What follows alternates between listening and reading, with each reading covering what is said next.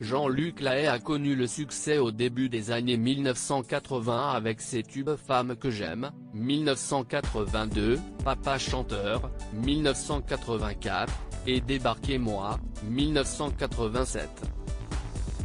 Il a également été animateur de télévision sur TF1 et a souhaité revenir sur cette expérience lors d'une interview accordée à l'émission Un éclair de génie sur VL Média ce jeudi 21 janvier.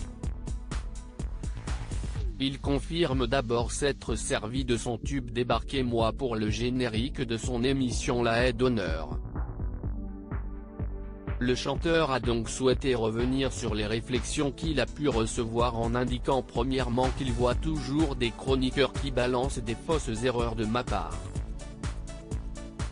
Il confirme néanmoins que, lorsque je faisais des réflexions dans les interviews, je le faisais bien entendu exprès et a regretté que certaines personnes en soient encore à tout prendre au premier degré.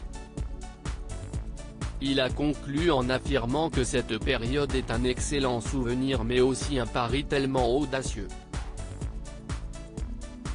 Si Jean-Luc Lahaye a dû faire face à des critiques de personnalités publiques, il a également eu une relation difficile avec les médias. En effet, il a affirmé que certains d'entre eux n'ont pas toujours été tendres avec lui. Plus on passe du temps sur la Terre, plus finalement, on rencontre quelques récifs. Pas tellement dans le milieu du showbiz, mais moi je les ai oubliés. Plutôt, dans le milieu journalistique, certains médias. Ça peut faire du mal, avoue-t-il. Il indique que si est assez insidieux puisque même un petit mot, un sous-entendu peut faire son chemin et faire pas mal de dégâts. Une explication qu'il a souhaité conclure en rappelant que de nombreux artistes sont beaucoup plus sensibles que moi à ce genre de parution mais aussi qu'à cause des réseaux sociaux, ça a pris une dimension évidemment catastrophique. La colocation avec Dalida de son vivant, Dalida était très proche de Jean-Luc Lahaye.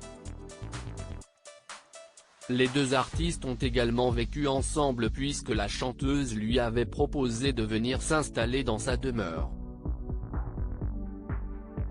Si leur relation a été purement amicale, elle a cependant été très mouvementée, comme l'a révélé Jean-Luc Lahaye lors de son interview à VL Média.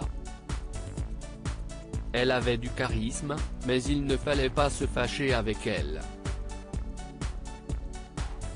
Quand elle était fâchée, il valait mieux ne pas être dans son entourage, raconte-t-il. Il explique ensuite que souvent, il la réveillait la nuit alors que je jouais du piano avant d'affirmer, elle m'appelait pour me dire d'arrêter et me disait que soit je jouais très bien, soit pas du tout. Il conclut en disant je lui en ai fait voir de toutes les couleurs.